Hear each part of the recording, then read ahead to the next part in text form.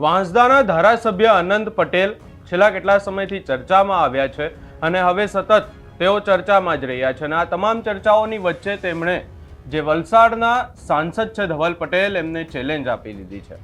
ધવલ પટેલ અને જે અનંત પટેલ છે એમને લઈ અને અનેકવાર ચર્ચાઓ થતી જ હોય છે, બંને એકબીજા ઉપર આકરા પ્રહારો પણ કરતા હોય છે, પરંતુ હવે અનંત પટેલ દ્વારા કેમ ચેલેન્જ આપવામાં આવી અને શું ચેલેન્જ આપવામાં આવી એની વિગતે ચર્ચા કરીશું. નમસ્કાર, હું છું ઉજ્જવલ અને આપ જોઈ રહ્યા છો નિર્ભય ન્યૂઝ.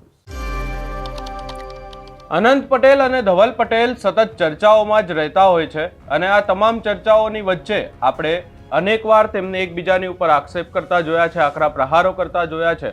અનંત પટેલ એ ધવલ પટેલને ઝૂટાલાલ કહે છે અને એની સામે જે ધવલ પટેલ છે એ પણ અનંત પટેલ ઉપર અનેકવાર આકરા પ્રહારો કરે છે. પરંતુ આ તમામ ચર્ચાઓની વચ્ચે હવે અનંત પટેલ દ્વારા ધવલ પટેલને ડિબેટની ચેલેન્જ આપવામાં આવી છે અને સ્પષ્ટ કહેવામાં આવ્યું છે કે જો એમને વાત કરવી હોય તો પછી ડિબેટમાં આવી જાય. વધુમાં આ સમગ્ર બાબતને લઈ અને અનંત પટેલ દ્વારા શું કહેવામાં આવ્યું એ પણ સાંભળી લઈએ. અને પેલા જુઠાલાલ એવું સમજે કે મારા પરિવારને પોલીસ સ્ટેશનમાં મૂકે એટલે આનંદભાઈનો પરિવાર ગભરાઈ જાય. ભાઈ, તારે 7 જન્મ લેવા પડે ને. આનંદ પટેલ એનો આખો પરિવાર આનંદ પટેલનો ગભરાવો નથી, ડરવાનો નથી. ખેરગામમાં હુમલો થયો, હું થયું પડી સમજ. હજુ જેટલો હુમલો કરાવો તેટલો હુમલો કરો. આ આસાનીથી મરવા વાળો આદિવાસી નથી, મારવા વાળો આદિવાસી છે. તમને તમારી માની છઠ્ઠુનું ધાવણ યાદ કરાવવા વાળો આદિવાસી સમાજનો દીકરો છે. ડરવાનો નથી, ગભરાવાનો નથી. અત્યારે બસ સ્ટેશન બનાવે, અત્યારે બાકડા મૂક્યા. અરે બાકડાને બસ સ્ટેશન થી વિકાસ નથી થતો. વિકાસ ક્યારે થાય છે અને વિકાસના પંથે આદિવાસી સમાજ ક્યારે આવે છે? જ્યારે એને દૂધનો ભાવ સારો મળે ત્યારે વિકાસ થાય. જ્યારે એને ડાંગરનો ભાવ, નાગલીનો ભાવ વધારે મળે, શાકભાજીનો વધારે મળે ત્યારે વિકાસ થાય. આદિવાસી વિસ્તારની પ્રાથમિક શાળામાં શિક્ષકો હોય ત્યારે વિકાસ થાય. આદિવાસી વિસ્તારમાં વિજ્ઞાન કોલેજ આવે, પોલિટેકનિક કોલેજ આવે ત્યારે વિકાસ થાય. મારી દીકરી, મારા દીકરાઓને સમયસર શિષ્યવૃત્તિ મળે ત્યારે વિકાસ થાય. મારી બેન દીકરી ધરમપુર, વલસાડ, વાંસદા ભણવા જાય અને એને સમયસર બસ મળે ત્યારે વિકાસ કહેવાય. મારા શિક્ષિત બેરોજગારો યુવાનો, યુવતીઓને કાયમી સરકારી નોકરી મળે ત્યારે વિકાસ કહેવાય. અમારા વિસ્તારની જળ જંગલ જમીન લૂંટાથી બચે ત્યારે વિકાસ કહેવાય. માત્ર ને માત્ર જૂઠી વાતો કરવાથી વિકાસ થવાનો નથી. આદિવાસી સમાજના દાખલા સરળતાથી મળે તો એને વિકાસ કહેવાય. આપણા આદિવાસી વિસ્તારની છાત્રાલયો સારી બને તો એને વિકાસ કહેવાય.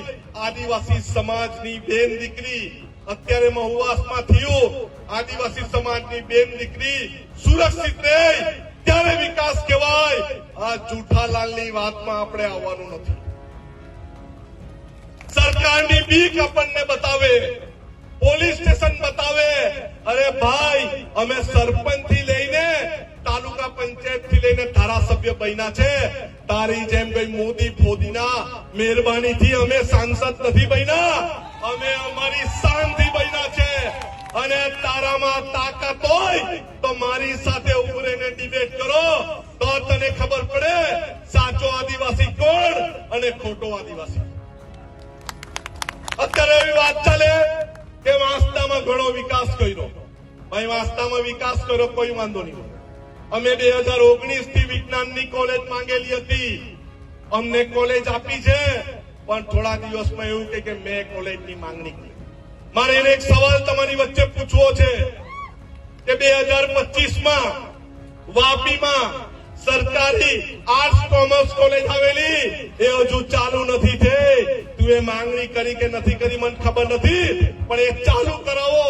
ખાનગી કોલેજ કરતા સરકારી કોલેજ આપણા માટે આશીર્વાદ રૂપ છે. અને અમે શિક્ષિત છે, અમે ભણવા માંગીએ છીએ, અમે નોકરી કરવા માંગીએ છીએ, અમારા સમાજનો ઉદ્ધાર કરવા માંગીએ છીએ. અમે કોઈ પક્ષ પાર્ટીના વાડામાં બંધાયેલા નથી. મારી પક્ષ પાર્ટી જ્યારે સમાજ સાથે અહિત કરે ત્યારે પક્ષ પાર્ટીના પાટિયા ઉતારતા આનંદ પટેલને વાર નહીં લાગે. અને આવી વાત કરી એટલે પોપટે મીડિયા એટલે કે આ વોર ફરી એકવાર શરૂ થઈ છે. આપણને બધાને ખબર છે કે આ બંને નેતાઓ એકબીજા ઉપર અનેકવાર આકરા પ્રહારો કરે છે. ધવલ પટેલ હોય કે પછી અનંત પટેલ હોય, એક પણ મોકો નથી મૂકતા કે એકબીજા ઉપર પ્રહારો કરી શકે. ને હવે જ્યારે અનંત પટેલ દ્વારા ધવલ પટેલને ચેલેન્જ આપવામાં આવી છે, હવે જોવાનું રહેશે કે આખી બાબતને લઈ અને ધવલ પટેલ કોઈ જવાબ આપે છે કે નહીં. આ સમગ્ર બાબતે તમારો શું અભિપ્રાય છે એ અમને કમેન્ટ કરી જરૂર જણાવશો. અમારી ચેનલ નિર્ભય ન્યૂઝને લાઇક, શેર, સબસ્ક્રાઇબ કરવાનું ભૂલશો નહીં.